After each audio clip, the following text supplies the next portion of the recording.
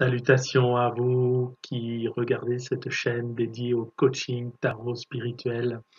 Bienvenue. Alors aujourd'hui, comme souvent, je ne sais pas ce que je vais vous dire, d'accord? C'est les cartes qui vont trancher, c'est les cartes qui vont parler et je vais simplement les interpréter. Alors si vous regardez cette vidéo, il y a le sous-titre qui apparaît et dans le sous-titre, je saurai, puisqu'au moment où j'upload la vidéo, si vous voulez, je sais de quoi j'ai parlé et à ce moment-là, je mets le titre exact et de quoi il s'agit dans la vidéo, mais au moment où je la tourne, j'ignore totalement de quoi je vais parler la plupart du temps, sauf si j'ai un thème. Mais à ce moment-là, je vous le dis tout de suite, le thème. Et là, je ne sais pas, c'est la grande surprise. Alors, si vous voulez connaître cette surprise, rejoignez-moi tout de suite après l'introduction. À tout de suite.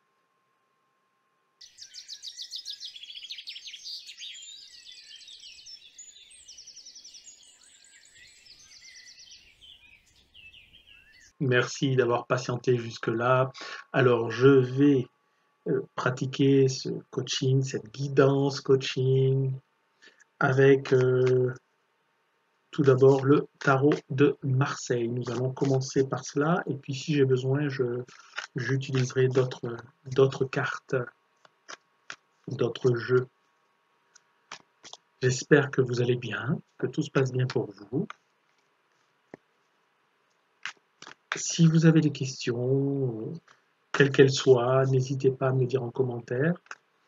Et puis, regardez en description, je vous ai fait un cadeau qui est là depuis un petit moment déjà. Ce sont les livres pour apprendre le tarot, mes 10 livres préférés pour apprendre le tarot. Alors voilà, cliquez en description et cliquez sur le lien. Allez, c'est parti. Vous êtes prêts? Alors, c'est une guidance générale, petit rappel. Allez, petit rappel.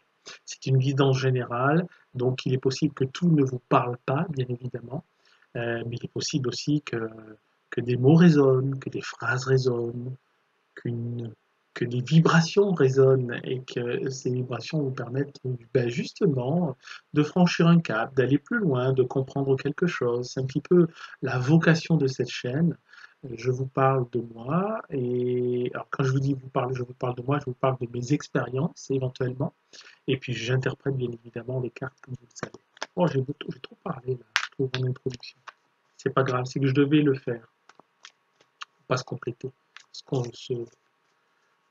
comment on dit, j'arrive même pas à dire le mot, se compliquer, voilà, se compliquer la vie pour rien. Allez, c'est parti. Et nous avons le 2 d'épée. Vous voyez, quand je dis il faut pas se compliquer la vie pour rien, il y a le 2 d'épée, c'est quoi le 2 d'épée? Finalement, là, de quoi va-t-on parler? On se dirige quand même, tout droit entre quelque chose qui revient souvent dans vos pensées, quelque chose, un fonctionnement qui revient souvent aussi dans votre vie, c'est qu'à un moment donné, vous prenez des décisions, ou pas d'ailleurs, et au moment de prendre ces décisions, vous vous demandez si c'est la bonne décision, ou alors vous prenez une décision, vous faites quelque chose et vous dites ah mais finalement est-ce que j'aurais pas pu prendre l'autre solution, vous voyez, vous hésitez entre blanc et noir, et quand vous choisissez noir, vous dites ah, j'aurais peut-être dû prendre blanc. Et si vous prenez blanc, vous dites ah, j'aurais peut-être dû prendre noir. Vous comprenez? C'est ça le 2 d'épée. C'est la contradiction, j'allais dire contrariété, non, la contradiction dans vos choix, le fait de ne pas tout à fait savoir trancher à travers des prises de décision ou même des pensées. Hein. Là, on est dans le mental avec l'épée, d'accord? Donc on est vraiment dans la réflexion, dans la prise de conscience aussi.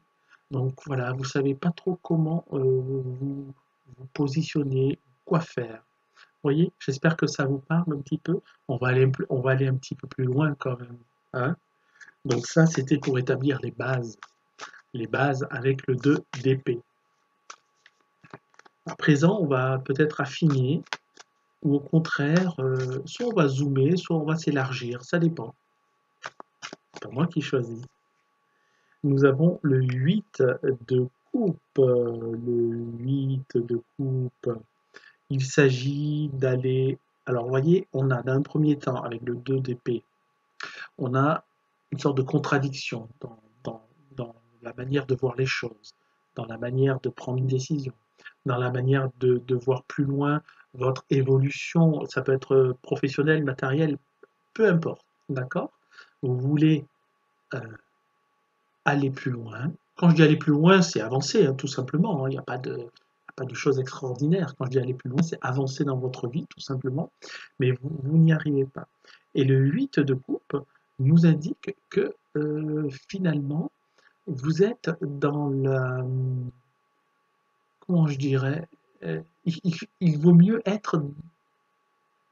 Ne, ne pas forcément se tenir à ce que l'on ressent. Vous voyez ce que je veux dire?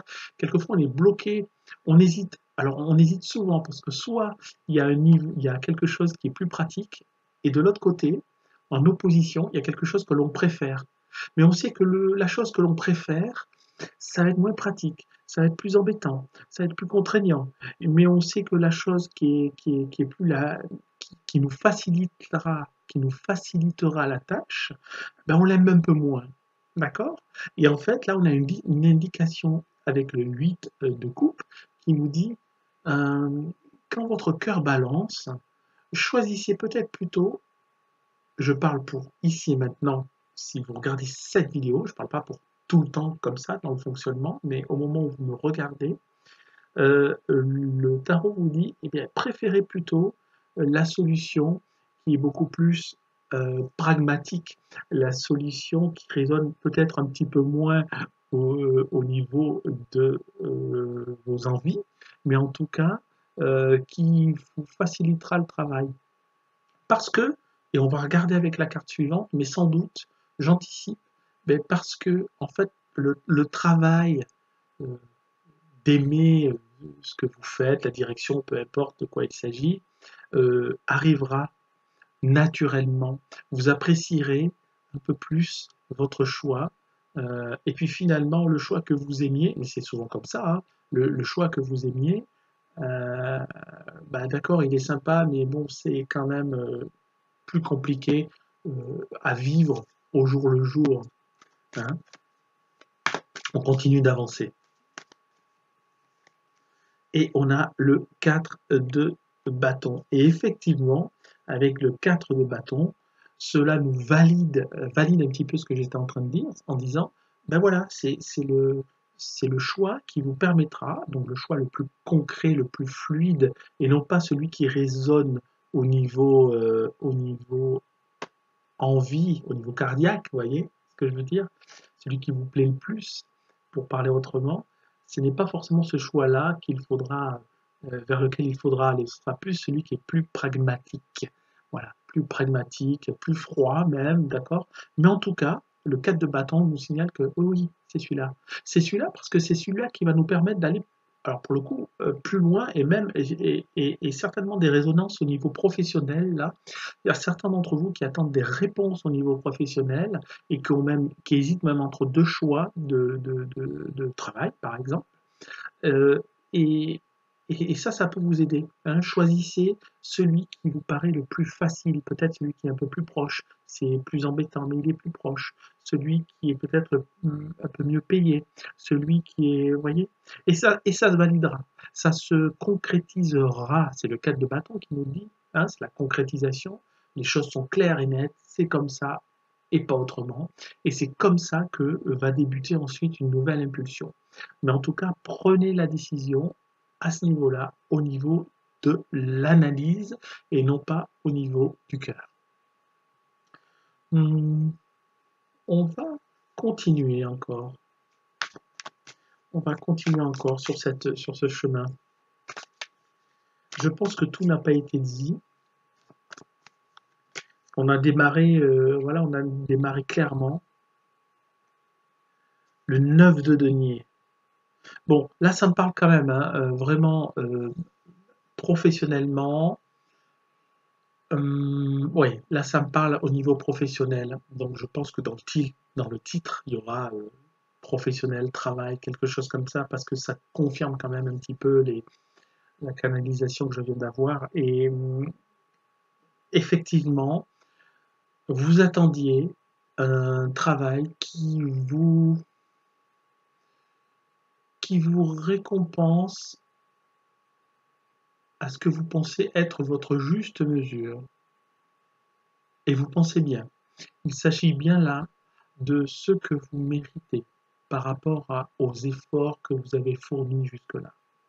Il s'agit bien là, avec le 9 de denier, de comprendre que vous êtes à la bonne place et que c'est à cette place-là, quand vous l'aurez trouvée, bien sûr, par rapport à votre choix de départ, c'est à cette place-là que vous pourrez vous épanouir pleinement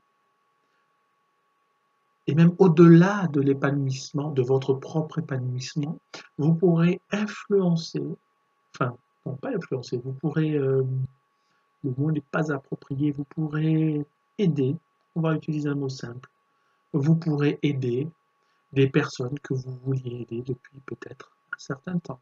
Ça peut être la famille, les amis, les enfants, les parents, les grands-parents, euh, peu importe.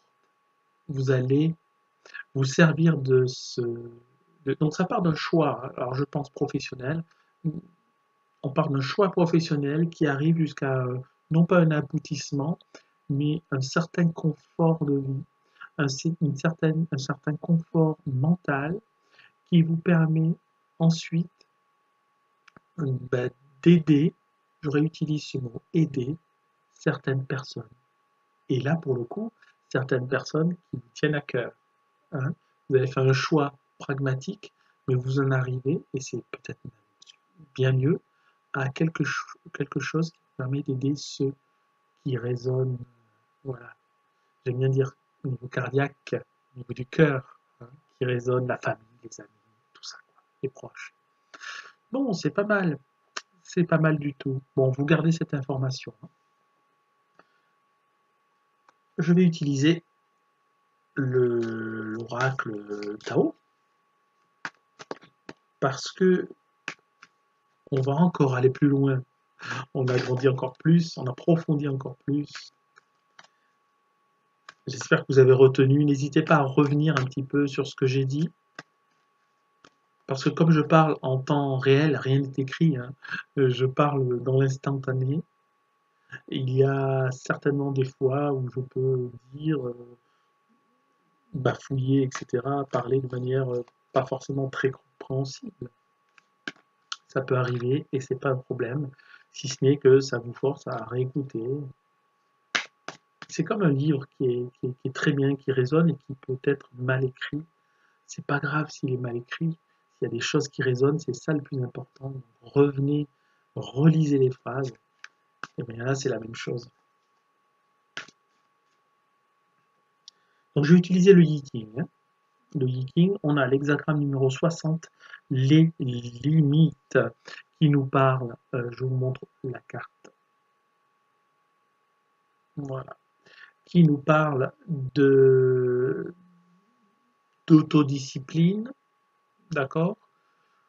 Et finalement, on en revient aussi à ce que je vous disais au tout début, c'est-à-dire que vous hésitez, il y a voilà, le fait de ne pas choisir entre deux directions, voilà, on va dire. Et finalement, vous avez suffisamment de ressources en vous, suffisamment de force, suffisamment d'analyse pour pouvoir prendre la bonne décision, qui n'est pas, pour ce cas-là, je répète, la décision du cœur, mais qui est plutôt la décision du mental. Cette carte aussi, le 60, l'hexagramme numéro 60, pardon, vous précise que il y a une chose à mettre en place autour de vous. Il y a, parallèlement à tout ce que je vous ai dit, il y a le conseil qu'il y a des limites à poser, des bornes à poser. Alors, à s'imposer soi-même, on est dans l'autodiscipline. Mais c'est pas parce qu'on s'impose des limites à soi-même que ça n'a pas d'influence avec autrui. C'est-à-dire que les limites que vous posez, c'est pas juste pour vous, c'est pour vous, mais c'est aussi pour peut-être vous protéger d'autrui. Donc la décision vous appartient et elle n'appartient qu'à vous seul. Vous pouvez prendre des informations de part et d'autre, voilà, d'amis, de la famille, etc. Mais la décision ne revient qu'à vous seul. Vous n'avez pas forcément à vous laisser influencer par d'autres personnes qui sont bienveillants, mais qui n'ont pas tous les paramètres, qui n'ont pas, voilà, qui ne sont pas au courant de votre situation et qui surtout qui ne ressentent pas ce que vous avez au fond de vous. Hein. Parce qu'avec tout l'amour du monde, on ne ressent pas forcément ce que ressent la personne en face de nous, même si on veut l'aider. Il n'y a que vous qui ressentez ce que vous ressentez. Et servez-vous de ce que vous ressentez. Servez-vous de cette force, servez-vous de ces émotions qui peuvent vous submerger, de ces doutes. C'est super les doutes. Pourquoi c'est super les doutes? Il a pété un plomb, Eric? Eh ben non, j'ai pas pété un plomb. C'est super les doutes parce que c'est quand les doutes sont résolus, ce sont les doutes qui vous font avancer, évoluer. Quand un doute est résolu, quand on a résolu l'énigme, eh ben vous sentez bien et vous savez bien qu'il y a eu un nouveau cap de passer. Donc les doutes, ça sert à ça. Ça sert à nous renforcer également dans nos convictions. Parce que si on n'avait pas de doute, on serait toujours sûr de nous. Mais sûr de nous, ça ne veut pas dire faire les bons choix. Sûr de nous, c'est pas parce qu'on clame quelque chose haut et fort que ce qu'on dit est vrai. C'est pas parce que l'on marche tout droit dans une direction, d'une manière résolue, que c'est la bonne direction. Le doute sert à ça. Le doute sert à poser vos hésitations sur une balance et il faut se servir de ces doutes pour pouvoir analyser tel ou tel paramètre, telle ou telle situation. Et vous voyez qu'ensuite, il y a voilà, quelque chose qui penche un peu plus d'un côté que de l'autre. Moi, je me sers souvent, quand j'ai des doutes, de la technique la plus simple au monde, la feuille de papier divisée dans sa longueur, les pour, les contre, les oui, les non, ce que vous voulez, et puis vous listez. Hein, vous passez 24 heures, 48 heures, en fonction de vos pensées, à dire ah ben ça oui, hop, je rajoute dans la colonne de droite, je rajoute dans la colonne pour, je rajoute dans la colonne contre. Faites-le si vous ne l'avez pas fait. Ceux qui l'ont fait connaissent certainement la force de cette manière de procéder ultra simple, mais ultra efficace. Et quand vous avez un doute, vous faites ce genre d'exercice, on va dire, de résolution, et puis les choses apparaissent. Et si vous voulez affiner, vous pouvez, comment dirais-je, quelquefois ça peut m'arriver de mettre des valeurs de 1 à 10, tel, tel paramètre vaut plus que l'autre. Donc ce paramètre-là vaudra 5 points. Alors après, je ne sais pas dans quelle colonne je vais le mettre, mais en tout cas, ça vaut 5 points. Tel paramètre, ça vaut 1 point. Tel paramètre, ça vaut 10 points, parce que c'est extrêmement important pour moi. Et quand vous faites ça, vous additionnez, et là, vous avez votre solution. C'est magique, j'adore faire ça, et j'adore le conseiller à mes consultantes et à mes consultants.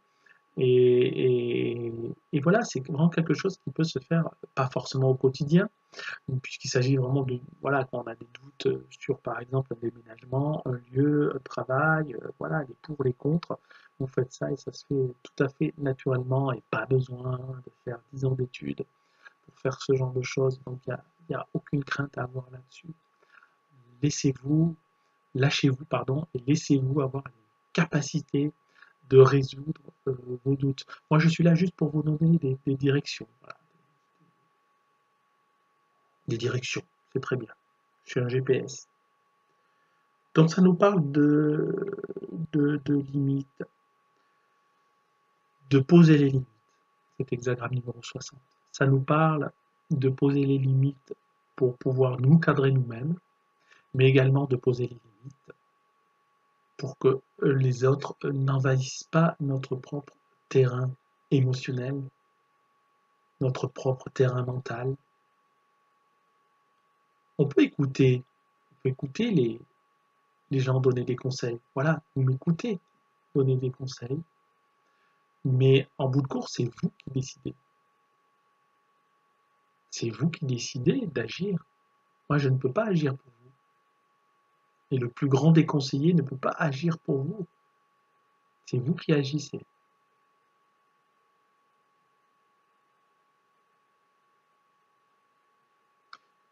J'aimerais aussi continuer dans cette lignée pour vous parler de quelque chose que je viens de percevoir à l'instant. Et qui est dans la continuité aussi de l'hexagramme 60, qui est l'entraînement à la patience. Car il faut bien comprendre que ce choix, quand on a des choix, des décisions à prendre, etc., le bon choix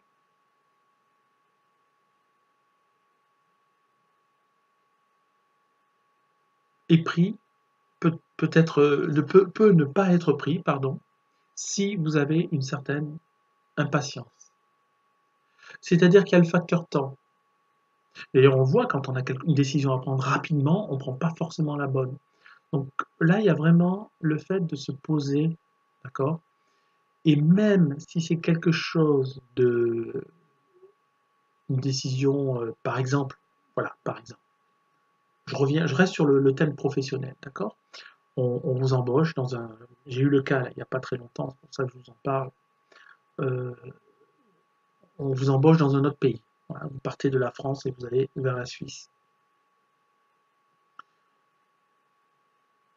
Même si c'est pour un poste qui doit se faire rapidement, qui doit se prendre rapidement, prenez le temps de de vous poser les bonnes questions, de poser les jalons, hein, les limites, poser les limites, de poser les pour et les contre. Ne soyez pas pris dans ce tourbillon d'impatience et de rapidité parce que l'autre en face, en l'occurrence le chef d'entreprise, voudra peut-être que vous veniez au plus vite et vous pressera, mais il n'y a rien de malveillant là-dessus. C'est que lui, il a besoin de vous. Simplement, vous avez besoin aussi de... Bah, quelquefois, faut laisser un peu mûrir. Donc, il faut trouver la bonne adéquation pour qu'il ne vous lâche pas. Hein. Vous n'allez pas lui dire, si vous dites que vous avez besoin de lui dès le mois de septembre, vous n'allez pas lui dire, bah, ok, je réfléchis, puis je vous rappelle en octobre, vous voyez, donc il faut quand même voilà, être cohérent là-dessus, mais en même temps, prenez, c'est très important ce que je vous dis, euh, parce que ça fait partie intégrante du choix, ça fait partie intégrante du bon choix. J'aime bien dire le bon choix, même si ça ne veut pas dire grand-chose, un bon choix. Qu'est-ce que c'est un bon choix, hein? Vous savez, un bon choix, on fait quelquefois un bon choix, et puis plus tard, des années plus tard, il y a quelque chose une expérience défavorable qui est arrivée, et finalement on dit est-ce que c'était le bon choix? Donc il n'y a pas véritablement de bon choix, et puis inversement aussi. Malgré tout, le bon choix, on va dire que voilà, dans les prochains mois, les prochaines années, c'est quelque chose que vous ne regrettez pas. Hein, c'est ça quand on dit le bon choix. Et donc, ça fait partie intégrante de faire le bon choix, de se poser, de prendre le temps, même si c'est urgent, même si c'est pressé.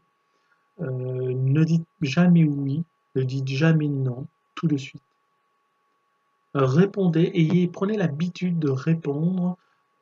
Ok, je réfléchis à ça et je vous rappelle très rapidement. Mais de très rapidement, ça vous laisse le temps de raccrocher le téléphone, de vous poser, de demander conseil, de consulter quelqu'un, de poser vos jalons, de poser vos pour et vos contre. Et ensuite, vous pourrez prendre la décision. Et vous n'aurez pas réagi de manière instinctive ou émotionnelle ou trop pragmatique non plus. Vous voyez ce que je veux dire? Donc c'est important de prendre conscience de ce facteur temps, de se donner le temps de choisir, le temps de réflexion.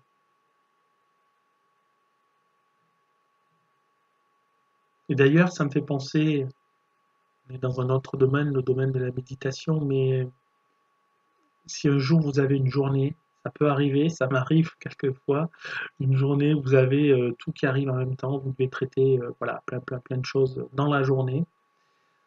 Euh, la première chose que je fais, c'est que je me pose et au lieu de me mettre au travail, je fais une méditation. Je ne fais pas une méditation de 3 heures, hein, je vous rassure, je fais une méditation de quelques minutes, 5, 10, 15, 20 minutes. Vous pouvez même faire une méditation d'une heure d'ailleurs. Et vous allez voir que cette méditation-là vous permet justement de calmer votre mental et là de pouvoir faire prendre les décisions adéquates. Donc c'est important de prendre le temps de se poser même quand il y a le feu au lac. D'accord? Je dis bien même quand il y a le feu au lac. Alors c'est amusant parce que je vous dis ça maintenant, ici et maintenant, vous regardez cette vidéo, mais il est possible que dans une autre vidéo, je vous dise l'inverse. Que je vous dise, ah ben, quand il y a le feu au lac, faut pas réfléchir, faut y aller. Mais c'est comme ça. C'est la contradiction. C'est la contradiction qui en fait n'en est pas une, parce que c'est l'adaptabilité, c'est pas évident à dire, à la situation, en fonction de différents paramètres. Donc ce qui est vrai pour une personne ne l'est pas pour une autre, et surtout ce qui est vrai pour vous ne l'est pas forcément pour vous à un autre instant donné, dans la même situation. Donc ne soyez pas perturbés par ce genre de contradictions si vous en rencontrez ici ou ailleurs, hein. Je ne parle pas forcément de mes vidéos, mais voilà, même dans la vie, on a des contradictions et elles ne s'annulent pas, elles se complètent. Les contradictions se complètent. Les contradictions permettent de remplir des gaps, c'est-à-dire des espaces, des trous par rapport à des expériences de vie et vous enrichissent, vous remplissent et permettent à votre mental ensuite de connecter avec ce que vous avez connu par le passé et de réagir plus efficacement. Pas forcément plus rapidement, mais plus efficacement. D'accord?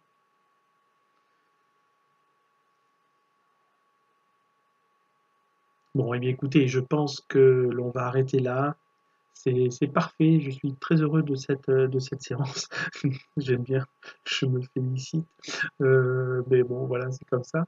Non, c'est vrai, je suis très heureux de cette séance parce que je pense que ça va parler à certaines et certains d'entre vous. Donc, c'est tout ce que je demande, même si ça parle à une seule personne, si mes vidéos, une vidéo ne parle qu'à une seule personne, c'est gagné pour moi. C'est très important, cette notion-là, de pouvoir guider, aider les gens, même si c'est une seule personne. Et puis merci beaucoup. Je terminerai par vous remercier pour votre fidélité, pour cette écoute.